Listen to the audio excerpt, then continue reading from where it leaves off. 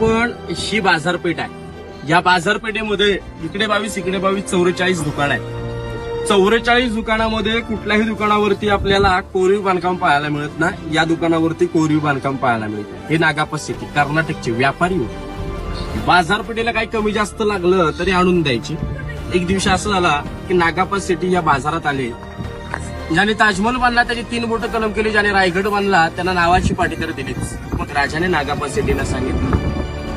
नागापा city राजांना म्हणतात की राजा, मी अनेक वर्ष झाली या बाजारपेठीला बाजार पुरवठा करतो, तर माझ्या दुकानावर मी माझ्या नावाची पाटी लावून घेऊ का?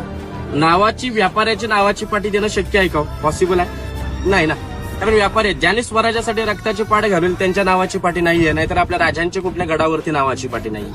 व्यापाऱ्यांची नावाची पाटी देणं कसं शक्य आहे? नावाची पाटी तर देऊ शकत नव्हते, पण राजे त्यांना नाराज सुद्धा करू शकत नव्हते ना, कारण व्यापारी आहेत. सगळा डेटा त्यांच्याकडे आहे बाजाराचा. करणार काय? पण राजे ग्रेट होते, हुशार होते. राजाने त्यांना सांगितलं की तुमचं नागापा नाव आहे तर नागाचं चित्र करून घ्या. आठवण म्हणून नागाचे चित्र काढण्यास परवानगी दिली. नाव सुद्धा झालं, बाजारपेठेला बाजार पुरवठा सुद्धा झाला.